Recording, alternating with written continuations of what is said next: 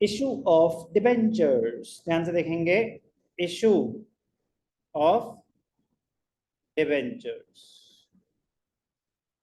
Debentures क्यों issue करते हैं? कह रहे एक तो डिबेंचर्स में भी इशूड फॉर कैश, पैसों के लिए, simple. For consideration other than cash, और as collateral security, as collateral security.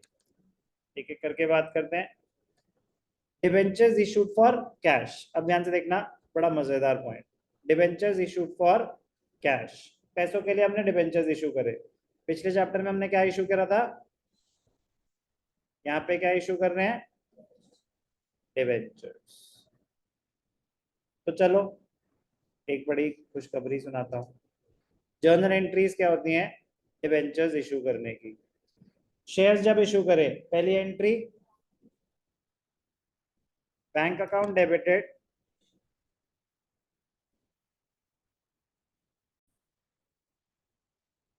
Bank account debited to share application. Equity है तो इक्विटी शेयर एप्लीकेशन, प्रेफरेंस है तो प्रेफरेंस शेयर एप्लीकेशन, कुछ मेंशन नहीं तो शेयर एप्लीकेशन। यहाँ पे क्या एंट्री हो जाएगी?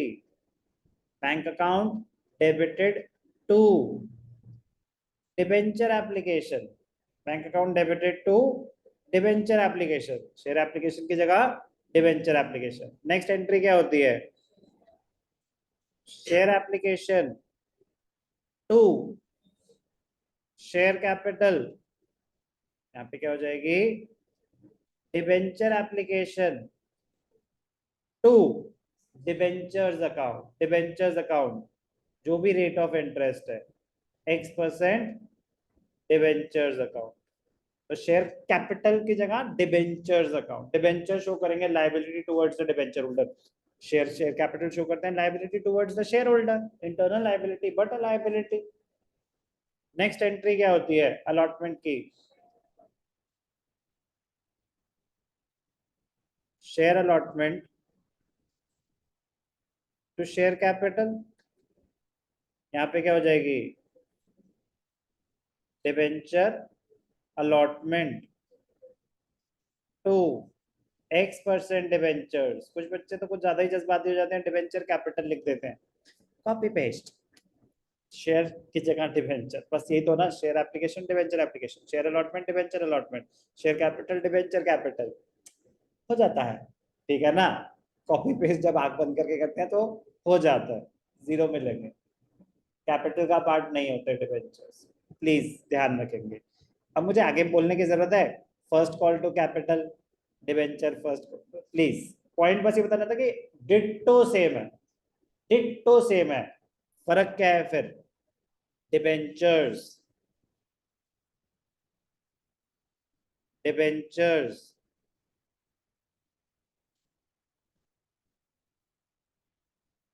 may be issued at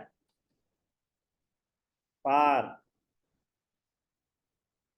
premium और डिस्काउंट। तो सर इसमें अलग क्या है बेटा?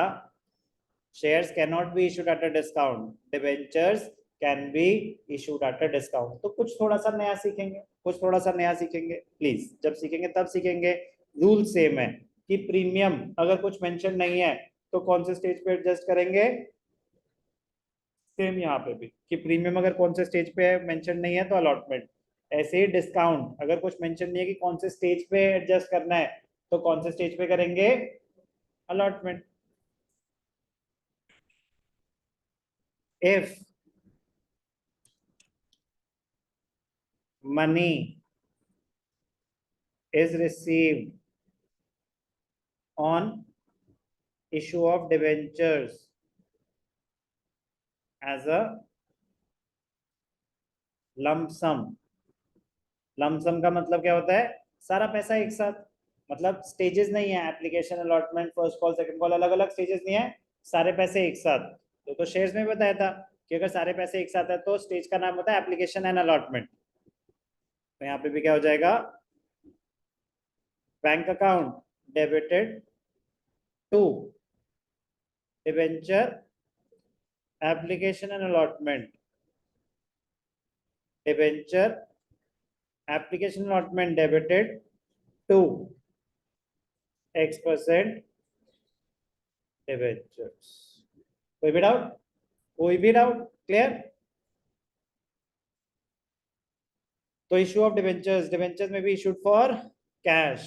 तो क्या मैंने इसमें कुछ नया बताया? बस यही बताया कि शेयर कैपिटल की जगह X% debentures, debenture share application की जगह डिबेंचर एप्लीकेशन, तो हाँ 2 to 4% नया बताया। Debentures issued for consideration other than cash, ये तो और खुशी की बात है, 100% से, 100% से।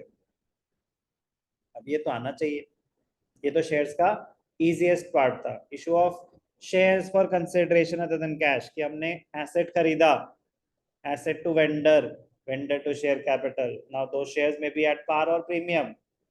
Debentures may be at par, premium और डिस्काउंट। तो नंबर ऑफ शेयर्स कैसे निकालते थे? Amount payable divided by issue price. यहाँ पे भी हम नंबर ऑफ डिबेंचर्स कैसे निकालेंगे? Amount payable divided by issue price. Just that the issue price में be less than the face value as well, क्योंकि डिबेंचर्स में भी इशूड एट डिस्काउंट। तो issue of debentures for consider, मैंने आपको तभी बता दिया था शेयर्स में कि बेटा ये पूरा का पूरा वापस आएगा सीजन 2 में, सारे एपिसोड सेम होंगे इस वाले को, ठीक है ना? तो प्लीज जब हम आएंगे क्वेश्चंस पे तो आपको फायदा होगा, अगर आपकी पुरानी मेहनत आपके साथ चल रही है तो। शेयर्स में भी issued to purchase an asset, और डिबेंचर्स में भी issued to purchase an asset, debentures में भी issued to purchase to acquire a business, debentures में भी इशूड टू प्रमोटर्स और अंडरराइटर्स एज वेल, ठीक है ना? मतलब कहानी सेम है, कहानी सेम है। विदाउट, बस ध्यान क्या रखना है, डिबेंचर्स में भी issued at a discount as well, बस ये कुछ नया होने वाला है। और डिबेंचर्स में भी issued as a collateral security. Sir ये कोलैटरल सिक्योरिटी क्या होती है? कोलैटरल सिक्योरिटी एक कॉन्सेप्ट है, कुछ तो नया सिखाएं, फिर चैप्टर ही क्यों बनाया है, कुछ तो नया सिखाएंगे। तो कोलैटरल सिक्योरिटी, मैंने बैंक से लोन बोरो किया, तो जब मैंने बैंक से लोन बोरो किया, एक तो होती है प्राइमरी सिक्योरिटी और प्रिंसिपल सिक्योरिटी, कि मैंने अपने प्रॉपर्टी मॉर्गेज कर दी, गिरवी रख दी कि मुझे लोन चाहिए। तो इसमें थोड़ा शॉर्टफॉल आ रहा है, एडिशनल सिक्योरिटी चाहिए। So if a security is provided over and above the primary security, it is termed as collateral security. तो सिक्योरिटी के तौर पे मैं अपनी कंपनी के डिबेंचर्स दे रहा हूं, क्या होगी उसकी अकाउंटिंग ट्रीटमेंट? जब आएगा तब सीखेंगे, जब आएगा तब सीखेंगे। मीनिंग तो क्लियर हो गया ना, कि मैंने कोई लोन बोरो किया था, मेरी प्राइमरी और प्रिंसिपल सिक्योरिटी इनसफिशिएंट थी, तो बैंक ने या जिसने भी मुझे लोन दे रहे थे बोले थे कि कुछ एडिशनल सिक्योरिटी चाहिए, तो सिक्योरिटी में मैं उनको अपनी कंपनी के डिबेंचर्स दे रहा हूँ।